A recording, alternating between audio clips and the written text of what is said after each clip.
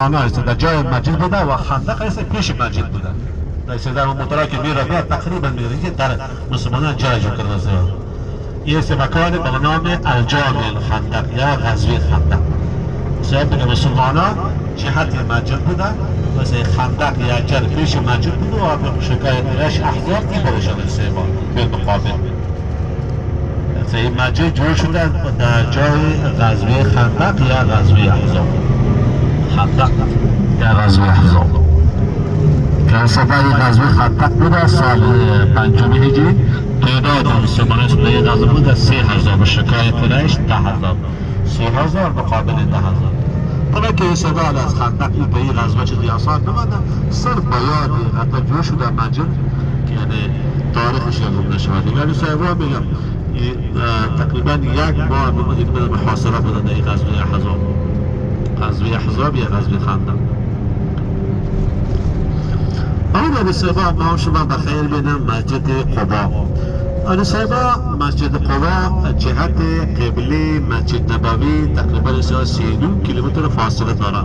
جهت مکه مکرمه 3.5 کیلومتر فاصله دارد جهت قبله مسجد نبوی. قبا به مسجد قبا صاحبا ایام صحابه یکی از قبایل انصار از صحابه است قبیله بنی عمرو بن عوف میگه خانه هایشان در جای مسجد قبا بوده.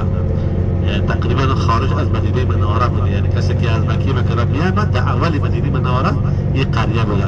قریه بنی عمرو بن عوف از انصار صحابه.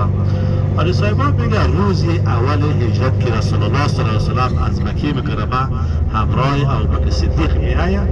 علی صاحبا میگه در جای مسجد قبا که میرسد در این قبیله صحابه که اونجا مسجد نبوده میگه. علی صاحبا میگه در جای مسجد قبا در این قبیله میگه 1 هفته میباشه انتظار میکشد پیش از اینکه داخل مدینه منوره بیاید جایی که مسجد نبوی است. و علی صاحبا در اول آمدن نبی صلی الله علیه و مسجد قبا تاسیس مسجد قبا را میکنند. دیگر استفاده گفته میشه که اول مسجدی که در اسلام تاسیس شدگی است و مسجد قبا باشد در اول هجرت. دیگر استفاده در فضائل مسجد قبا میاد رسول الله صلی الله علیه و سلم در حدیث میفرماید که من توضأ فی بیتی کسی که در خانه خود وضو بگیرد ثم اتی مسجد قبا و در مسجد قبا بیاید فصلی فی صلاه میگه در مسجد قبا نماز ادا کند. دیگر روایت میگه فصلی فی رکعتین یا 2 رکعت نماز ادا کند فله کاجر عمره او کما قال صلی الله علیه و سلم میگه برایشان اجر و ثواب یک عمره نصیبش میشود. علی صاحبا دیگر روایت میگه رسول الله صلی الله علیه و سلم هفته 1 مرتبه از مسجد نبوی و مسجد قبا میآمد یا روز شنبه یا هفته 1 مرتبه یا روز شنبه از مسجد نبوی و مسجد قبا میآمد و در مسجد قبا نماز اشراق ادا میکرد. دیگر صاحبا آن بین مسجد نبوی و بین مسجد قبا یک راهی است که او را میگه طریق سنت یا جاده سنت. که علی صاحبا کدام راهی که نبی صلی الله علیه و سلم از مسجد نبوی و مسجد قبا میآمد حالا کسی است او راه جوش کردگی است به این هدف که علی صاحبا که میخواهد عمل نبی صلی الله علیه و سلم که میآمد که مثلا میخواهد که بیاید اون نمونه پیاده‌روی دارد. که علی صاحبا شما بخیر کسی که روزای پیش نمده بلد نیست مسجد قبا بخیر روز بلد میشود شاید کوشش کنن که روزای آینده وقتی که استباد نماز فجر که ادا کردی یا نماز صبح داخل مسجد نبوی استباد شما که استباد از مسجد میبرای جهت قبله مسجد نبوی استباد یک دروازی به نام دروازه قبا میگه دروازه نمبر 5 اون شما که باید مستقیم میری جهت قبله شما در اون راه باز مستقیم میارد مسجد قبا همین طریق سنت. تقریبا این صدا پیاده‌روی تقریبا 20-25 دقیقه راست اونجا باید موتورهای برقی است. شما که از حرم برآمدید مسجد نبوی در پیش مسجد نبوی موتورهای برقی است. کسی نمیتونه مثلا همراهشان خانم‌های باشد ممکن شما در موتور برقی بیایید نماز میخوانید مسجد قبا باز پس میرید در حرم میری یا در اتاق‌های میری. کوشش کنید که روزهای آینده بخیر روز برد میشه که روزهای آینده هم تکرارا میشه که استبا اینجا که هست آمدن مسجد قبا اینجا اجر و ثواب داره. شما که استبا عمره را ادا میکنی مکی مکرمه احرام بسته میکنی از میقات باید طواف میکنی کعبه هم گردش با سعی میکنی استبا همه اعمال عمره که هست کسی که شما که میای مسجد قبا نماز که میخوانی مطلق نماز چی نماز فرض باشه یا نماز نفل اجر و ثواب یک عمره داره.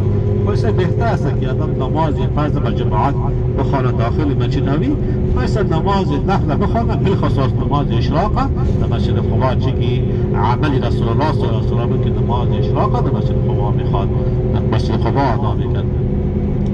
بخیر انشاءالله شما کوشش میکنه که مسجد قبا تکراران میایید، چند روزی که هستی صبح دیگه صبح نماز اشراق قضا نمیکنه مسجد قبا صاحبا.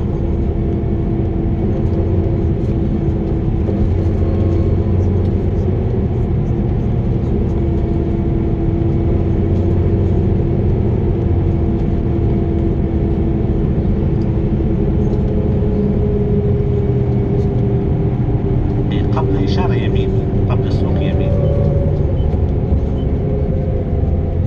بخیر زشر مسجد قبا نصایب امروز که هست بخیر زیارت‌های ما شما چندین مکان است، یعنی چندین زیارت است که سبب به همه زیارت‌ها ما شما رسیدگی کرده بتوانیم، یعنی هیچ مکان از ما شما فوت نشود و نسبت نماز پیشین مسجد نبوی هم فوت نشود. نسبت 3 نکاتی است که نسبت متوجه باشه، نسبت نظر خود بگیره که زیارت‌های ما شما هم بخیر تمام شود و کسی از محترم نمانه و نمازم همیشه گیر کن در حرم انشاءالله فوت نشود. اول سبا آله که بخیر مسجد قبا که رسیدن مترک استاش رئیس استادگاه سبا اینجا ما شما وقت دارم نیم ساعت سیده وقت ما شما اینجا هست سبا نیم ساعت سبا شما که بطور بخیر پایین بشه سبا بره 2 رکعت یا 4 رکعت بخوانه خلال 20 دقیقه آخری خودمون تاخیر نکنه. دوم سبا شما که در بطور پیلنگی هستی وقتی که وقتی که میری در مشغله سپس که میایید در مدت که آله هستید در چوکه خود میشید سپس منطقه تغییر نمیدید سپس در چوکه که هستید در چوکه خود میشید. آله سپس شما که بطور پایین بشید چند نفره که هست که در اتاق سپس یک جای میرید آله سپس چند نفره که در اتاق هستید یک جای میرید من چند نفره از قبال سپس و پس اونجا هست یک جای میشه کسی بسیار بی‌لباس است کسی اگه همراهی هم و اتاقایش نروی سبا احتمال داره که راه بپیشاری است کوشش کنید. اما چند نفره که هستی یک جای میری مسجد قبا است نماز میخوانید و از اون جهت هم یک پس منتر بیایید دیگر صاحب وقت ما شما اینجا هست نیم ساعت و صاحب پس که میایید متوسط چوکه خود میشینید چوکه تغییر نمیده سبا سوما سبا چند نفره که در اتاق هستی یک جای میری از اون جهت هم یک جای میایید که صاحب ساعت ما شما هست به 8:20 دقیقه صاحب 8:20 دقیقه صاحب انشالله که 8:50 دقیقه صاحب هم رسیدن در باشه 8:50 دقیقه صاحب 8:50 دیگه صاحب لمبر بتونه صحیح کنید صاحب.